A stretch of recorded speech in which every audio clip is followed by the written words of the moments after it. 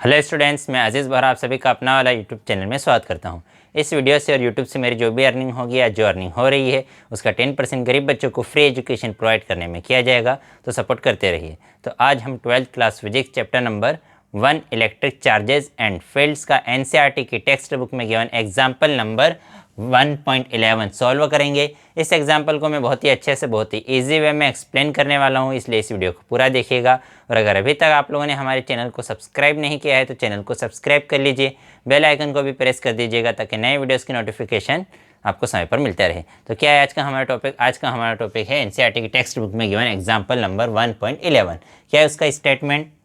The electric field components is in figure are E x is equal to alpha x to the power 1/2 E y is equal to E z is equal to 0। कि हमें given है कि इस figure में electric field का जो component है x direction में, इलेक्ट्रिक फील्ड का कंपोनेंट जो एक्स डायरेक्शन में है उसको हमने किससे रिप्रेजेंट किया है? E x.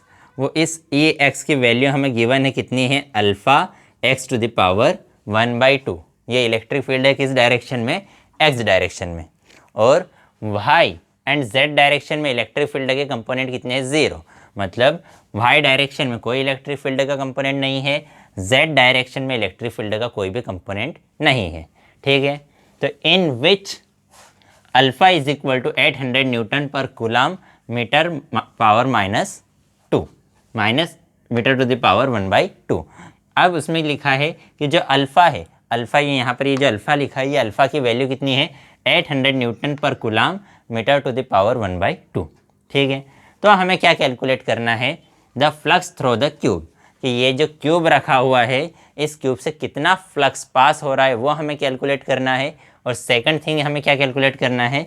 The charge with in the cube, कि इस क्यूब के अंदर कितना चार्ज रखा हुआ है वो भी हमें कैलकुलेट करना है। फिर उसके बाद और हमें गिवन है assume that a is equal to 0.1 metre, कि यहाँ पर ये जो a है इस क्यूब की साइड गिवन है, कि क्यूब की side a length bread and height सभी इक्वल होती है क्यूब की, तो वो है a, उस a की वैल्यू है 0.1 मीटर। तो हम सबसे पहले फाइंड आउट कर लेते हैं the flux through the cube, कि इस क्यूब से कितना फ्लक्स पास होगा। तो देखो हमें दिख रहा है कि यहाँ पर इलेक्ट्रिक फील्ड का कंपोनेंट सिर्फ x डायरेक्शन में है, वाई डायरेक्शन में कोई कंपोनेंट नहीं है, जेड डायरेक्शन में कोई भी कंपोनेंट नहीं है। तो ये क्यूब है, सपोज करो, ये तो वैसे क्यूबॉइड है, सपोज कर लो क्यूब है। इस क्यूब को अगर हमने रख दिया है इस टाइप से एक्स एक्सिस पर, इस टाइप से रख दिया है, तो सिर्फ इलेक्ट्रिक फील्ड है एक्स एक्सिस पर है, मतलब सिर्फ इस वाले इस डायरेक्शन में इलेक्ट्रिक फील्ड है, इस डायरेक्शन में इलेक्ट्रिक फील्ड है, यहाँ यहाँ यहाँ यहाँ इन डायरेक्शन से कोई भी इलेक्ट्रिक फील्ड पास नहीं हो रही। इस फेज से इस फेज से कोई इलेक्ट्रिक फील्ड पास नहीं हो रही, क्योंकि यहाँ पर इलेक्ट्रिक फील्ड का कोई कंपोनेंट नहीं है। तो फ्लक्स सिर्फ पास होगा इस वाले फेज से और इस वाले फेज से, इन दोनों फेसेस से ही पास होगा। क्यों? क्योंकि सिर्फ इलेक्ट्रिक फील्ड सिर्फ इसी डायरेक्शन में है और सिर्फ इसी डायरेक्शन में, इसके अलावा इस डायरेक्शन में इलेक्ट्रिक फील्ड का कोई कंपोनेंट नहीं है, इस डायरेक्शन में नहीं है।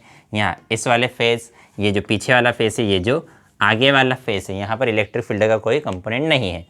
और एक्स डायरेक्शन का जो कंपोनेंट है वो इस वाले फेस के साथ एंगल कितना बनाएगा? 90 डिग्री इस वाले फेस के साथ, कि ये जो फेस है इसका एरिया वेक्टर, कि अगर मैं इस फेस की बात करूँ तो इस फेस का एरिया वेक्टर रहेगा परपेंडिकुलर आउटवर्ड। एरिया वेक्टर किस डायरेक्शन में होता है? एरिया के परपेंडिकुलर आउटवर्ड। तो यहाँ एरिया वेक्टर रहेगा परपेंडिकुलर आउटवर्ड और इलेक्ट्रिक फील्ड है इस डायरेक्शन में। दोनों के बीच का कंपोनेंट, दोनों के बीच का एंगल 90 डिग्री। यहाँ पर इस फेस के लिए एरिया वेक्टर रहेगा परपेंडिकुलर आउटवर्ड और इलेक्ट्रिक फील्ड है इस डायरेक्शन में, फिर से इन दोनों के बीच का एंगल 90 डिग्री। और जब इलेक्ट्रिक फील्ड और एरिया वेक्टर के बीच में एंगल कितना हो? 90 डिग्री, तो उसकी वजह से फ्लक्स कितना होता है? 0, because we know that flux phi is equal to vector E dot vector D S, या उसी को हम लिख सकते हैं E D S cos theta, where theta is angle between vector E and vector D S. इन दोनों के बीच का एंगल अगर कितना है? 90 डिग्री, या यूँ कहे π/2। और cos π/2 की वैल्यू कितनी होती है? cos π/2 की वैल्यू होती है 0। उसकी वजह से ये पूरी वैल्यू क्या हो जाएगी? 0। इसका वैल्यू 0 और 0 को किसी में भी मल्टीप्लाई करो 0, तो फ्लक्स हो जाएगा 0।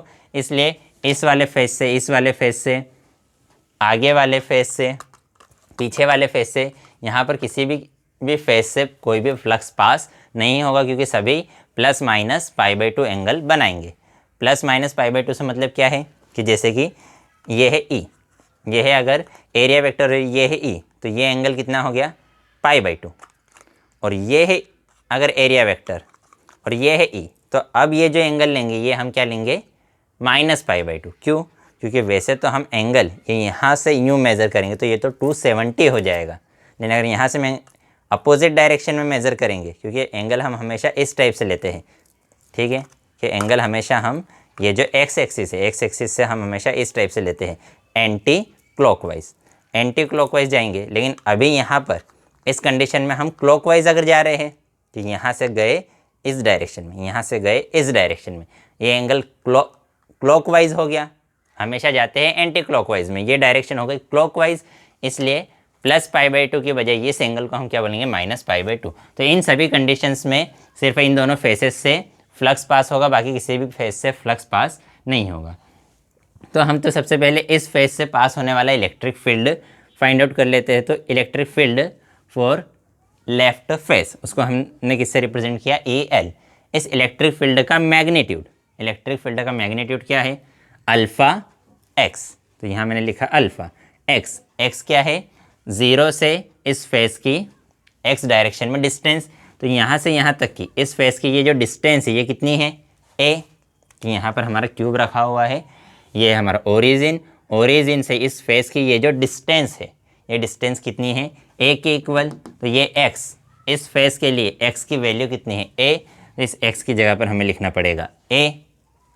x क्या है x डायरेक्शन में डिस्टेंस, तो इस फेस की x डायरेक्शन में ओरिजिन से ये जो डिस्टेंस है ये कितनी है A है, तो x की जगह हमें लिखना पड़ेगा A 1/2, ठीक, उसकी पावर। इसी टाइप से इलेक्ट्रिक फील्ड का मैग्नीट्यूड फॉर राइट फेस, कि ये हमारा राइट है, तो इस राइट फेस के लिए इलेक्ट्रिक फील्ड का मैग्नीट्यूड उसको हम किससे रिप्रेजेंट करेंगे ER। ER is equal to क्या हो जाएगा ये alpha as it is x, मतलब ओरिजिन से x डायरेक्शन में इस फेस की डिस्टेंस, तो ये डिस्टेंस है A और ये डिस्टेंस भी है A, तो ये A प्लस A कितना हो जाएगा 2A। कि देखो यहाँ पर है ओरिजिन से ये डिस्टेंस कितनी है A, और फिर यहाँ पर हमारा क्यूब रखा हुआ है, इस क्यूब की ब्रेथ भी कितनी है, इस क्यूब की मोटाई, इस क्यूब की मोटाई भी A है, तो यहाँ से यहाँ तक की डिस्टेंस A, और इस फेस से इस फेस के बीच की डिस्टेंस A, तो A प्लस A ये टोटल डिस्टेंस कितनी हो जाएगी 2A। तो इसलिए x की स्पेस पर हमने क्या लिखा 2A, और x की पावर 1/2 है, इसलिए इस 2A की पावर हमें क्या लगानी पड़ेगी 1/2, ठीक है। तो ये तो हमने इलेक्ट्रिक फील्ड का मैग्नीट्यूड निकाला। अब हम निकालेंगे फ्लक्स, तो फ्लक्स फॉर लेफ्ट फेज, इस लेफ्ट वाले फेस के लिए फ्लक्स, तो फ्लक्स क्या होता है vector A dot vector DS। अब A कौन सा वाला लेफ्ट फेस के लिए फ्लक्स निकाल रहे हैं, तो A भी कौन सा लेंगे लेफ्ट वाला, तो यहाँ मैंने लिख दिया EL, ठीक है। अब उसके बाद इसी को हम क्या लिख सकते हैं EDS cos थीटा, तो यहाँ मैंने लिख दिया EL DS cos theta, where theta is angle between vector E and vector DS। तो इस फेस का जो एरिया वेक्टर है वो कैसा रहेगा नॉर्मली आउटवर्ड, मतलब इस डायरेक्शन में रहेगा एरिया वेक्टर, तो एरिया वेक्टर है इस डायरेक्शन में, और इलेक्ट्रिक फील्ड हमारी इस डायरेक्शन में है, पॉजिटिव x डायरेक्शन में इलेक्ट्रिक फील्ड। इन दोनों के बीच का ये एंगल कितना हो गया 90 डिग्री, तो थीटा की 90 नहीं 180 डिग्री, तो थीटा की वैल्यू कितनी है 180, और cos 180 की वैल्यू होती है -1, cos 180 की वैल्यू कितनी होती है -1, इसलिए cos 180 की जगह हम लिखेंगे -1, उस -1 को मैंने यहाँ लिख दिया आगे EL की वैल्यू है कि हमारे पास, चलो अभी उसे एज इट इज़ रहने देते हैं, ये E, अब यहाँ पर वेक्टर नहीं लगेगा। DS क्या है एरिया, DS क्या है एरिया, तो इस फेस का एरिया, ये फेस, तो ये जो फेस है ये किसके कैसा है, ये फेस कैसा है बताओ जल्दी से, स्क्वायर के जैसा है, और उस स्क्वायर की ये जो साइड है ये साइड कितनी है A, तो स्क्वायर का एरिया क्या होता है साइड का स्क्वायर, तो मतलब A स्क्वायर का एरिया क्या होता है साइड इंटू साइड या A स्क्वायर, तो इस ds की जगह मैंने लिख दिया ए स्क्वायर। इस 1 को नहीं भी लिखेंगे तो चलेगा क्या, सिर्फ माइनस साइन को हम रहने देते हैं, तो ये माइनस साइन, तो ये आ गई वैल्यू किसकी, फाई एल की, कितनी आई, minus E L A square. इसी टाइप से हम वैल्यू निकालेंगे phi R is equal to क्या आ जाएगा, E R, vector E R dot vector D S. ठीक है, फिर से इसी को हम क्या लिख सकते हैं, इसी को हम लिख सकते हैं E R D S cos theta, where theta is angle between vector E R and vector D S. तो देखो इलेक्ट्रिक फील्ड इसी डायरेक्शन में है और इस वाले फेस का एरिया वेक्टर होता है नॉर्मली आउटवर्ड, तो इसी डायरेक्शन में क्या रहेगा हमारा एरिया वेक्टर। दोनों की डायरेक्शन सेम है, मतलब एंगल कितना, 0 डिग्री, तो थीटा की जगह हम क्या लिखेंगे 0। और cos 0 की वैल्यू कितनी होती है 1, cos 0 की वैल्यू कितनी होती है 1, तो इसकी जगह आ जाएगा 1। तो हमारे पास सिर्फ क्या बचेगा, हमारे पास बचेगा ई आर और डी एस क्या है, फिर से इस फेस का एरिया, तो इसका एरिया क्या रहेगा वही, इसका शेप कैसा है स्क्वायर के जैसा, तो साइड इंटू साइड ए इंटू ए, मतलब ए स्क्वायर, ये किसकी वैल्यू आ गई फाई आर। बाकी फेसेस की वजह से तो फ्लक्स है नहीं, तो टोटल फ्लक्स जिसको हम किससे रिप्रेजेंट करेंगे फाई से, total flux phi is equal to क्या आ जाएगा, phi R plus phi L. ठीक है, लेफ्ट फेस का राइट फेस का फ्लक्स प्लस लेफ्ट फेस का फ्लक्स, तो राइट फेस का फ्लक्स कितना है ई आर ए स्क्वायर, तो यहाँ लिख देते हैं E R A square plus phi L की वैल्यू कितनी है minus E L A square, तो इसकी जगह लिख देते हैं minus E L A square.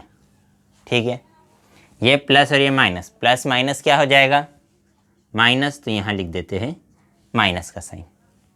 A square यहाँ पर भी है, ए स्क्वायर यहाँ पर भी है, दोनों में से ए स्क्वायर को कॉमन निकाल लेते हैं, तो ए स्क्वायर को हमने निकाला कॉमन, अंदर क्या बचा, यहाँ पे बचा ई आर माइनस का साइन, यहाँ पे क्या बचा ई एल।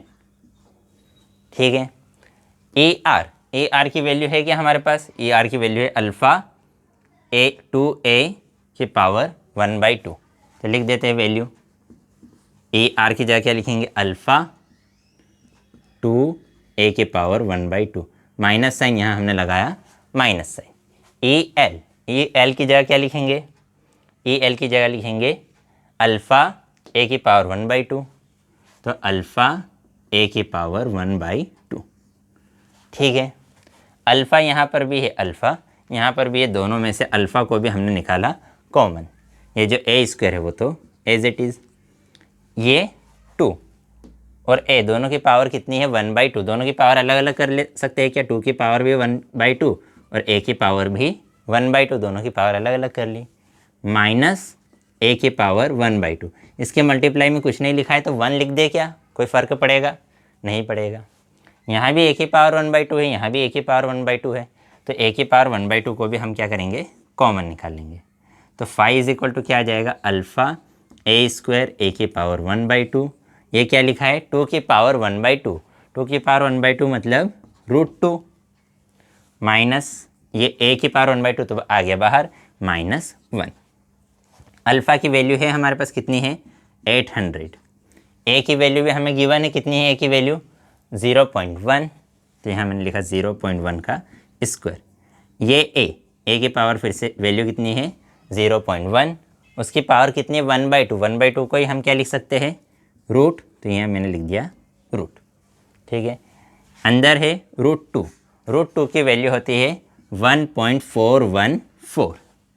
ठीक है, -1 इसमें से कर दिया -1, ये 800 एज इट इज़ 0.1 का स्क्वायर होगा 0.01, रूट 0.1 का रूट होता है हमारे पास 0.316 इंटू 1.414 में से 1 को अगर हम माइनस करेंगे तो वैल्यू आएगी 0.414।